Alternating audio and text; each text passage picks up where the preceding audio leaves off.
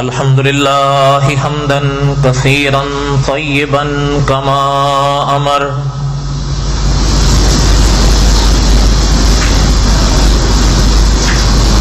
وأشهد أن لا إله إلا الله وحده لا شريك له وأشهد أن سيدنا وسندنا ومولانا محمدا عبده ورسوله أما بعد أعوذ بالله من الشيطان الرجيم بسم الله الرحمن الرحيم الف لام را تلك آیات الكتاب المبین انا انزلناه قرآنا عربيا لعلكم تعقلون نحن نقص عليك احسن القصص بما اوحينا اليك هذا القرآن وَإِن كُنْتَ مِن قَبْلِهِ لَمِنَ الْغَافِلِينَ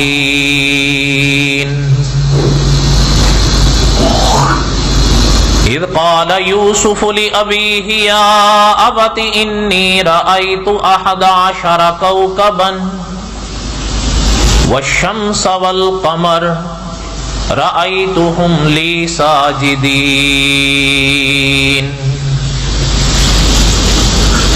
صدق اللہ العظیم وبلغنا رسوله النبی الکریم ونحن على ذلك لمن الشاہدین والشاکرین والحامدین والحمد للہ رب العالمین اللہم صلی علی محمد وعلی آل محمد كما صليت على إبراهيم وعلى آل إبراهيم إنك حميد مجيد اللهم بارك على محمد وعلى آل محمد كما باركت على إبراهيم وعلى آل إبراهيم إنك حميد مجيد ہم قسم کی حمد و ثنا اللہ ذوالجلال والاکرام کی پاک ذات کے لیے صدق کے دل سے لاتعداد مرتبہ درود و سلام امام الانبیاء حضرت محمد الرسول اللہ صلی اللہ علیہ وسلم کی پاک ذات کے لیے۔ جیسا کہ آپ کے علم میں ہے، جمعے میں ہم قصص الانبیاء علیہ السلام کے اسباق پڑھ رہے ہیں۔ ضرورت کے تحت ناغہ آ جاتا ہے، بہرحال حالات کو تسلیم کرنا ہوتا ہے۔ اور گزشتہ قسط ہم نے یہاں تک پڑھی تھی کہ عزیز مصر نے زلیخا سے کہا تھا کہ وَاسْتَغْفِرِي لِذَنْبِكَ إِنَّكِ كُنْتِ مِنَ الْخَاطِئِينَ، یہاں تک وہ قسط ہماری رک گئی تھی، شاید آپ کو یاد ہو۔ اب اس ترتیب کے لحاظ سے تو ہمیں چاہیے تھا کہ اب اس کے بعد ہم اگلا سبق دہرائیں، لیکن قصہ درمیان میں ایک ایسا آیا کہ جو اس سے پہلے کی قسط تھی وہ پہلے تو گم ہو گئی، پتہ ہی نہیں چلا کہاں گئی، خیر ڈھونڈتے رہے، پھر وہ ملی کوئی مہینے دو کے بعد جا کے، شاید 1.5 مہینہ لگ گیا۔ تو جب اس کو سنا تو اس میں آواز ہی نہیں تھی، تصویر ہے آواز نہیں ہے، تو بیانات میں اصل تو ہے آواز، تصاویر کو تو خیر بہرحال تعویل کے ذریعے لے لیا گیا، ورنہ اصل تو ہوتی ہے آواز، اور تقاریر کی آواز پر کبھی بحث نہیں رہتی، تصاویر پر بحث ہوتی ہے، تو خالی تصاویر کو کیا کرنا ہے۔ تو اب سوچا کہ ہم آگے چلیں، تو بہرحال ہمارے دوست کہہ رہے تھے کہ قصص الانبیاء علیہ السلام کے جو دروس ہیں، دعا کریں اللہ تعالیٰ قبول فرمائیں، وہ حضرت آدم سے حضرت یوسف علیہ السلام تک جہاں تک ہم نے پڑھا ہے وہ قسط وار چلے ہیں، اور میرے خیال میں وہ تقریباً جو ہیں وہ 84 اقساط میں محفوظ ہوا ہے ابھی تک۔ تو وہ کہہ رہے تھے کہ اب وہ قسط نمبر 83 جو ہے وہ نہ رہے تو پھر بات تو ایک عجیب سی لگتی ہے، تو اس کو دوہرا لیا جائے۔ ہو سکتا ہے آپ کا بھی تجربہ ہو، میرا اپنا تجربہ یہ ہے، یا اکابر سے بھی ہم نے سنا، جو بیان ایک بار ہو جائے وہ دوبارے پھر ہوتا نہیں۔ آدمی کوشش بھی کرے تو بہرحال ایک تکلف سا محسوس ہوتا ہے، لیکن چلیں ضرورت کے تحت اس کو تھوڑا سا دوہرا دیتے ہیں۔ اور تکرار جو ہوتی ہے نا، ایک لفظ ہے ٹکرار اور ایک لفظ ہے تکرار۔ تکرار یہ بھی بسا اوقات طبیعتیں برداشت نہیں کرتی، اسی طرح تکرار بھی کبھی کبھی طبیعت پر بوجھ بن جاتی ہے۔ لیکن علامہ خالد محمود صاحب نے لکھا ہے کہ کہیں نہ کہیں تکرار کے بغیر چارہ نہیں ہوتا ضرورت کے تحت، اس لیے تھوڑا سا میں بھی برداشت کروں گا اور تھوڑا سا آپ حضرات بھی برداشت کر لیں، ٹھیک ہے؟ درود شریف پڑھ لیں۔ اللہم صلی علی سیدنا و مولانا محمد وعلی آل سیدنا و مولانا محمد وبارک وسلم وصلی علیہ۔ جو اسباق ہمارے کھو گئے، وہ درس ہمارا اس آیت کے حوالے سے تھا، وَلَقَدْ حَمَّتْ بِهِ وَحَمَّ بِهَا لَوْلَا أَن رَّأَىٰ بُرْهَانَ رَبِّهِ۔ اسی پر ہی تھوڑی سی ہم بات عرض کریں گے، 15 منٹ ہی ہیں،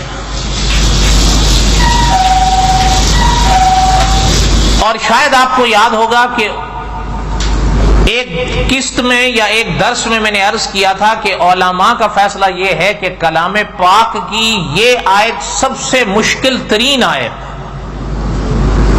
وَلَقَدْ حَمَّتْ بِهِ وَحَمَّ بِهَا لَوْلَا أَن رَّأَىٰ بُرْهَانَ رَبِّهِ۔ یہ حضرت یوسف کے واقعات میں ہیں اور اس مقام پر ہے جہاں ہم نے وہ قسط پڑھی تھی جو کھو۔ بات یوں ہے کہ اس واقعے میں حضرت یوسف علیہ السلام کے واقعات میں زلیخا کا واقعہ بیان کیا گیا قرآن پاک میں، وہ کچھ ہم نے پہلے پڑھا اور کچھ ہم نے پڑھا بھی، اور آئندہ بھی اگر اللہ تعالی نے زندگی دی اور توفیق دی تو پڑھیں گے۔ اس ہی پارے میں یہ آیت آتی ہے اور سورہ یوسف ہی میں آتی ہے، وَلَقَدْ حَمَّتْ بِهِ وَحَمَّ بِهَا لولا ان رأى برہان ربہ۔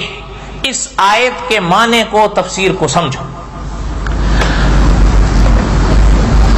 اس آیت میں ایک لفظ 2 بار آیا ہے، غور سے دھیان سے میری بات سننا، یہ درس ہی ہوگا، کوئی تقریر نہیں ہوگی۔ وَلَقَدْ حَمَّتْ بِهِ وَحَمَّ بِهَا لولا ان رأى برہان ربہ كَذَلِكَ لِنَصْرِفَ عَنْهُ السُّوءَ وَالْفَحْشَاءَ إِنَّهُ مِنْ عِبَادِنَا الْمُخْلَصِينَ۔ یہاں پر یہ آیت پوری ہوتی ہے۔ اس میں کون سا لفظ 2 بار آیا ہے؟ ہم۔ وَلَقَدْ حَمَّتْ بِهِ وَحَمَّ بِهَا، یہ لفظ اس ایک آیت میں 2 بار آیا ہے۔ ایک بات۔ دوسری بات سنیں، قاسم العلوم والخیرات مولانا محمد قاسم نانوتوی رحمۃ اللہ علیہ نے سینکڑوں سال پہلے ایک فیصلہ کیا تھا دلائل کی روشنی میں کہ قرآن پاک کا جو اسلوب ہے، قرآن پاک کی جو فصاحت ہے، قرآن پاک کی جو بلاغت ہے، جو قرآن کا امتیاز ہے، وہ یہ ہے کہ قرآن پاک میں ایک لفظ اللہ ذوالجلال والاکرام اگر لاتے ہیں اور دوسرا لفظ اگر وہی معنی رکھتا ہے اور اس کا کوئی اور دوسرا معنی نہیں ہے، وہی معنی ہے جو پہلے ہے، تو پھر اللہ ذوالجلال والاکرام بغیر ضرورت کے اپنے کلام میں وہ لفظ دوبارے نہیں لاتے۔ نہیں سمجھ آئی بات آپ کو؟ قرآن پاک کا یہ اسلوب رہا. حضرت نانوتوی رحمۃ اللہ علیہ یعنی قاسم العلوم والخیرات کی بات بتا رہا ہوں، چونکہ شخصیت بڑی ہے اس لیے بات بڑی ہے. یہ بالکل وہی بات ہے جب حضرت کے زمانے میں حضرت نے ایک جگہ تقریر فرمائی تو کچھ حضرات کو تھوڑا سا جو میری طرح ہوں گے ان کا تھوڑا سا یہ اظہار ہوا کہ جی حضرت کی تقریر اتنی مشکل ہوتی ہے وہ سمجھ میں نہیں آتی. تو اس زمانے میں مولانا رشید احمد گنگوہی رحمۃ اللہ علیہ حیات تھے. حضرت نے فرمایا تھا کہ اپنا جو ہے نا وہ شاہین جو علم کا شاہین ہے ان سے کہا جا رہا ہے کہ ذرا نیچی پرواز کرو. تو وہ حضرت نانوتوی رحمۃ اللہ علیہ کی بات ہے، تھوڑا سا آپ کو بھی جاگ کے سمجھنا پڑے گا. حضرت نے فرمایا کہ قرآن پاک کا یہ اسلوب ہے، ایک لفظ اگر قرآن پاک اپنے کلام میں لاتے ہیں اور دوبارہ اگر اس لفظ کا وہی معنی ہے جو پہلے آ گیا تو پھر اللہ ذوالجلال والاکرام کی شان یہ ہے بلا ضرورت اللہ تعالیٰ اپنے کلام میں وہ لفظ دوبارہ نہیں لاتے. اب اس ایک آیت کے اندر اللہ کے کلام میں یہ ایک لفظ دو بار آ رہا ہے، وَلَقَدْ حَمَّتْ بِهِ وَحَمَّ بِهَا. اگر میں آپ سے پوچھتا ہوں دونوں جگہ اس لفظ کا ایک ہی معنی ہے تو کیا یہ تکرار نہیں ہے؟ نہیں سمجھ آ رہی بات آپ کو؟ چلیں چھوڑیں، اب آپ سمجھیں ہی نہیں تو مخواہ کیا جان کھپاؤں اس پر. چلیں آگے. ہم معنی کیا ہے؟ علماء نے لکھا ہے اس کا معنی ہے فکر، اس کا معنی ہے ارادہ. کیا معنی ہے؟ ارادہ. وَلَقَدْ حَمَّتْ بِهِ وَحَمَّ بِهَا. قرآن کہہ رہا ہے زلیخا نے بھی ارادہ کیا اور حضرت یوسف نے بھی ارادہ کیا. مولانا امیر عظیمت رحمت اللہ علیہ کی اتباع میں آپ سے سوال کرتا ہوں، کیا جو ارادہ زلیخا نے کیا تھا اسی کام کا وہی ارادہ یوسف نے بھی کیا تھا علیہ السلام؟ یہی بات تو حضرت نانوتوی رحمت اللہ علیہ آپ کو سمجھانا چاہتے ہیں کہ اگر یہ ایک ہی معنی ہے اس لفظ کا دونوں جگہ تو پھر یہ قرآن میں تکرار آ رہا ہے بغیر وجہ بغیر سبب کے، اور یہ پھر فصاحت و بلاغت کے خلاف بنتا ہے. ہاں بات تبھی جچتی ہے کہ زلیخا کے ارادے کو الگ مانا جائے اور حضرت یوسف کے ارادے کو. مولانا ادریس کاندلوی رحمۃ اللہ علیہ نے بھی یہی بات لکھی ہے. حضرت نے لکھا ہے وَلَقَدْ حَمَّتْ بِهِ وَحَمَّ بِهَا لَوْلَا أَن رَأَىٰ بُرْهَانَ رَبِّهِ. جب اللہ ذوالجلال والاکرام حضرت یوسف علیہ السلام کے لیے یہ لفظ اکیلا نویکلا کر کے لا رہے ہیں اور زلیخا کے لیے الگ سے لا رہے ہیں، جبکہ اللہ ذوالجلال والاکرام دونوں کو ایک لفظ میں جمع فرما سکتے تھے اپنے کلام میں. کیسے؟ حضرت نے لکھا وَلَقَدْ حَمَّا. یہ عربی کا ایسا لفظ ہے کہ اس میں دونوں آ سکتے تھے.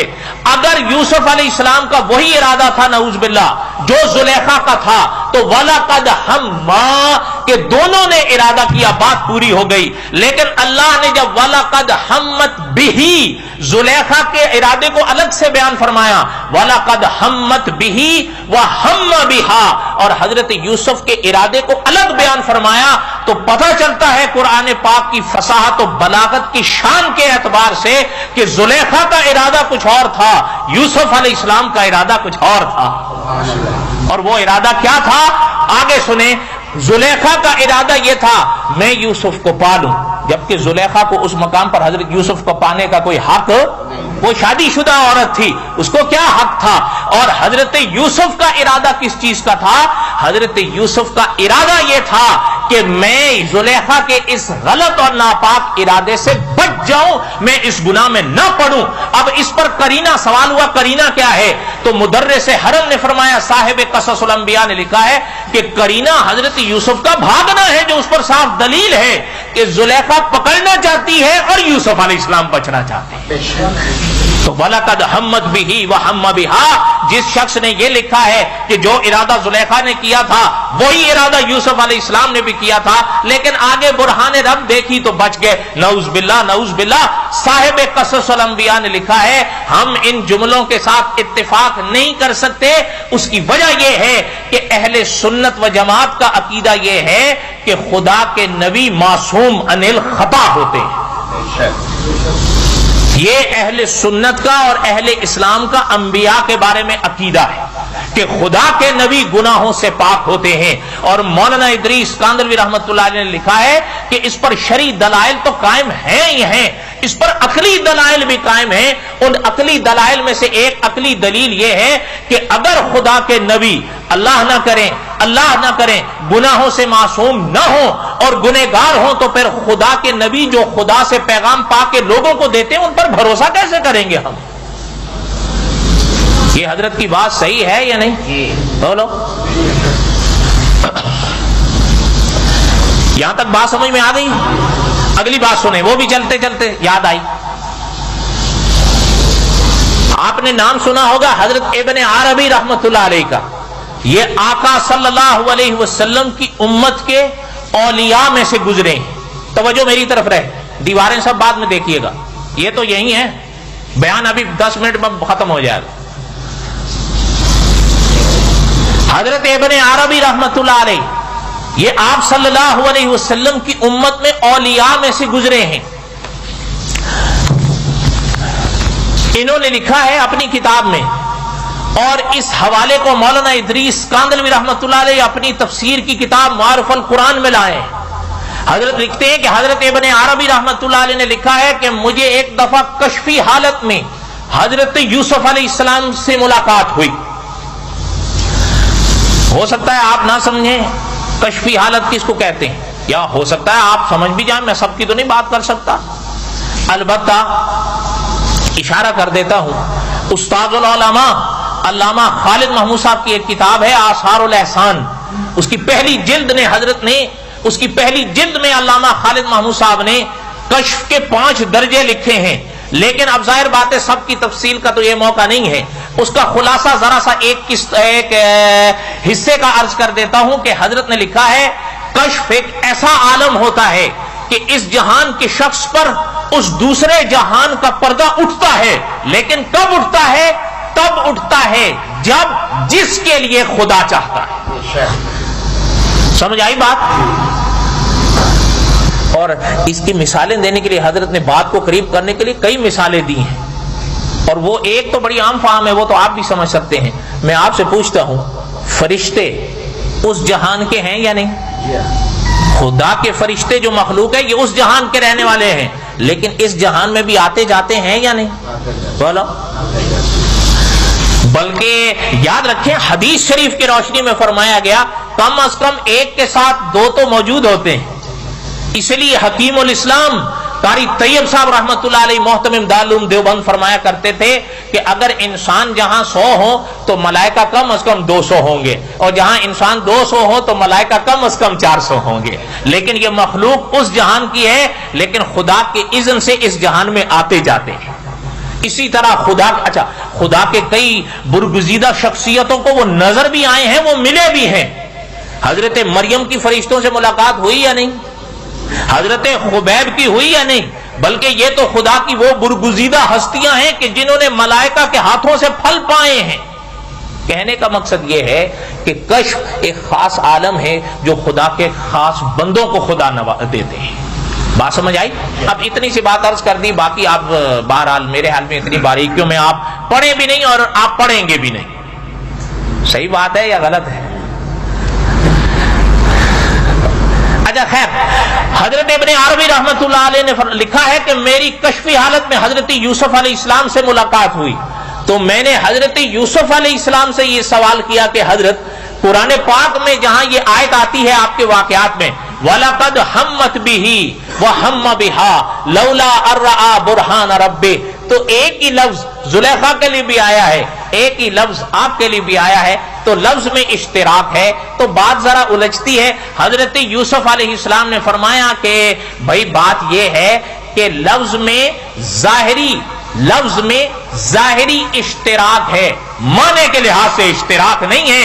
زلیخا کا اپنا ارادہ تھا, میرا اپنا ارادہ تھا. حضرت نے فرمایا حضرت آپ کا کیا ارادہ تھا؟ فرمایا بھائی زلیخا کا ارادہ یہ تھا کہ مجھے حاصل کرے, اور میرا ارادہ یہ تھا کہ میں خدا کو حاصل کروں. سبحان اللہ.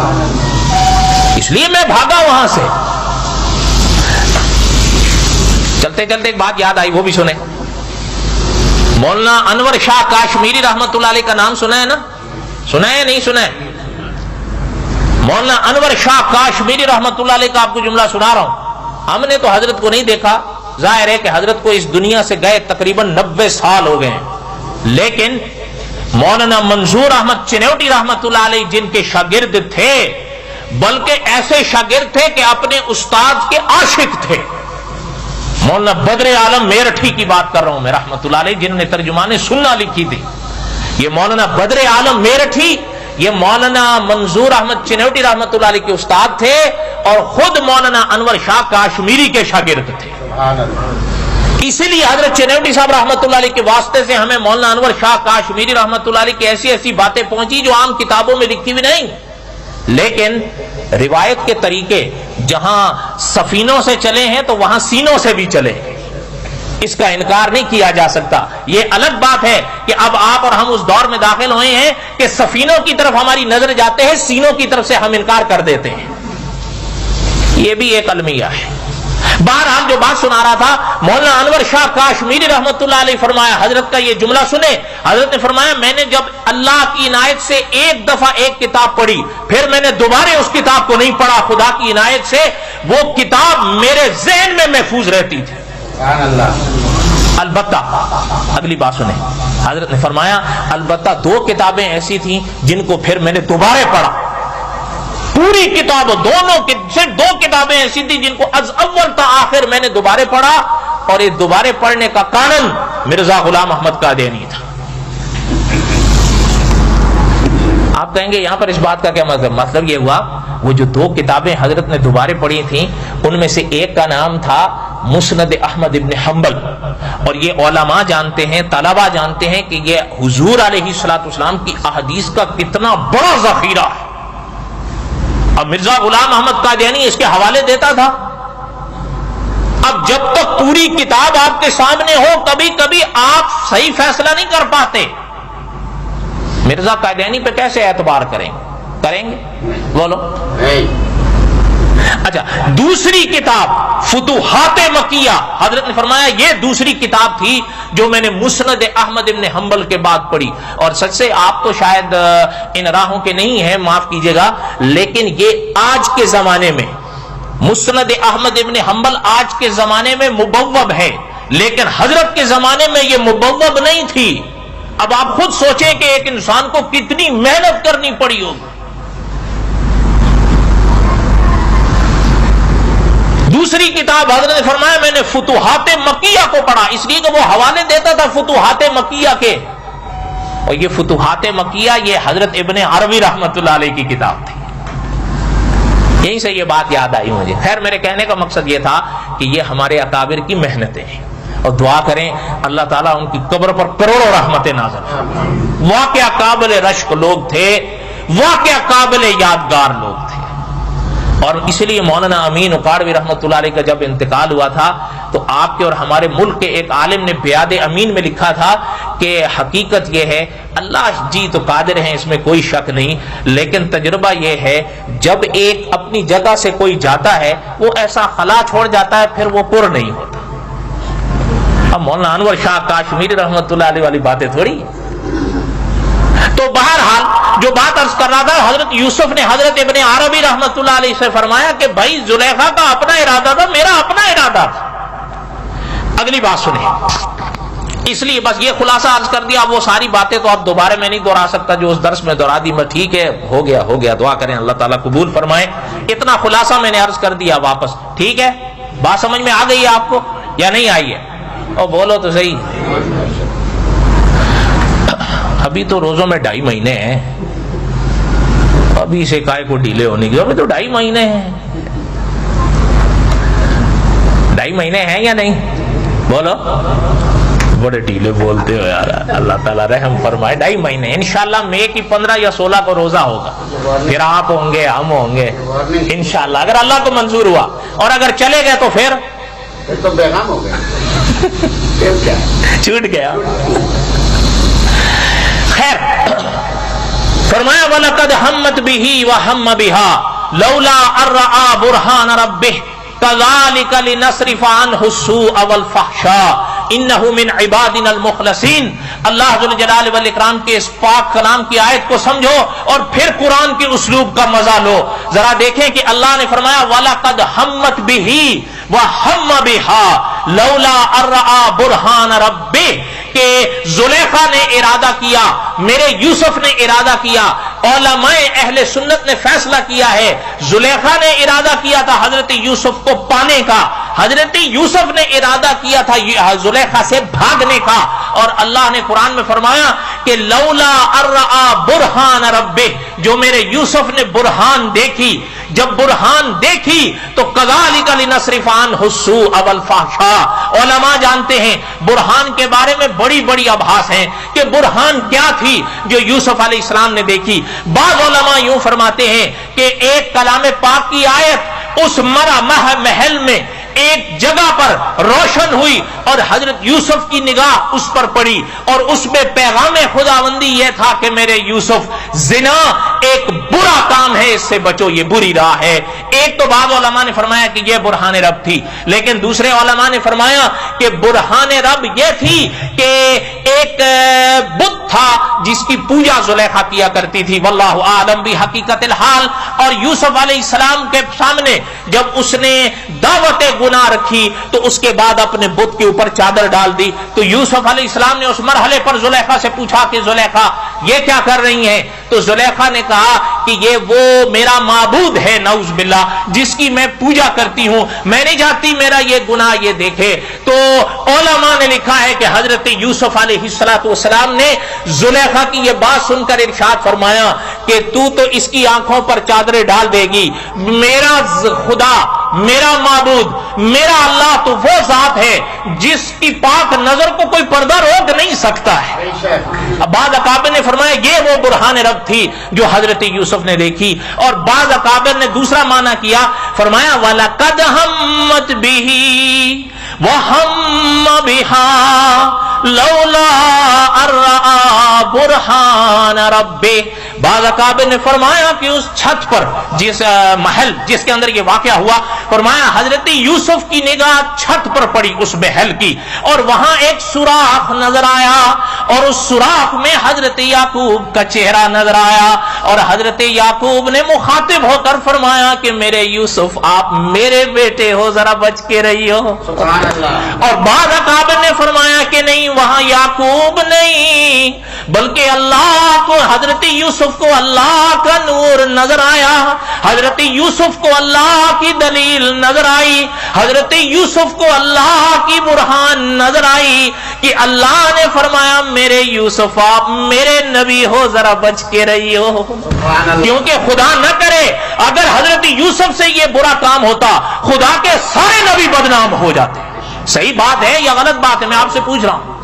اس لیے اللہ نے فرمایا وَلَقَدْ هَمَّتْ بِهِ وَهَمَّ بِهَا لَوْلَا أَن رَأَىٰ بُرْهَانَ رَبِّهِ.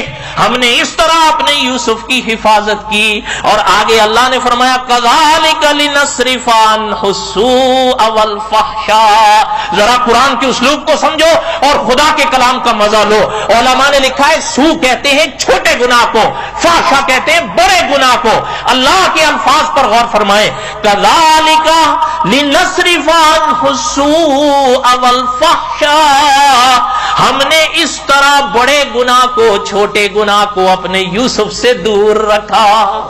مولانا ادریس کاندلوی رحمت اللہ علیہ نے, مفتی اعظم ہند و پاک محمد شفیع صاحب رحمت اللہ علیہ نے, شیخ الاسلام علامہ شبیر احمد عثمانی رحمت اللہ علیہ نے, ان علماء دیوبند نے لکھا ہے, غور کریں, اللہ ذو الجلال والاکرام نے اس پاک آیت میں یہ نہیں فرما رہے ہیں کہ ہم نے یوسف کو ان گناہوں سے دور رکھا, بلکہ اللہ فرما رہے كَذَلِكَ لِنَصْرِفَ عَنْهُ السُّوءَ وَالْفَحْشَاءَ. ہم نے ان دونوں قسم کے گناہوں کو اپنے یوسف سے دور رکھا. پتہ چلتا ہے, حضرت نے لکھا, پتہ چلتا ہے کہ پیغمبر خدا کے گناہوں کے پاس جائیں بڑی دور کی بات ہے. اللہ گناہوں کو اپنے پیغمبروں کے پاس آنے نہیں دیتا ہے. یہ عقیدہ ہے اہل سنت کا. اور آگے اللہ نے فرمایا انہو من عبادنا المخلصین، میں یوسف میرے مخلص بندوں میں تھے. یوسف بعض اکابر نے یہ معنی کیا، دوسرے علماء نے فرمایا نہیں، یہاں مخلص زبر کے ساتھ ہے. معنی یہ ہے کہ اللہ کے یوسف علیہ السلام اللہ کے منتخب انتخاب شدہ بندے تھے جن پر شیطان کے جادو چلا نہیں کرتے. بات سمجھ آ گئی یا نہیں سمجھ آئی؟ دعا کریں اللہ تعالیٰ آپ کے ہم سب کے حامی و ناصر ہوں. میں نے وہ خلاصہ پھر سے دہرا دیا تاکہ وہ ہمارے قصص الانبیاء کی کڑی اور سلسلہ نہ ٹوٹے. صحیح کیا یا غلط کیا؟ اب دعا کریں اللہ تعالیٰ قبول فرمائے. آپ بھی کبھی سنتے ہیں قصص الانبیاء؟ کوئی سنتے ہوں گے، سارے تو نہیں سنتے ہوں گے. ایسا ہی ہے نا، سارے کون سنیں گے؟ لیکن بہرحال آپ سنیں یا نہ سنیں، اللہ تعالیٰ کا کرم ہے دور دراز سے لوگ سنتے ہیں. اور ویسے بھی آپ کے اور ہمارے دیار میں ایک کہاوت ہے کہ دیے کے نیچے ہمیشہ بولو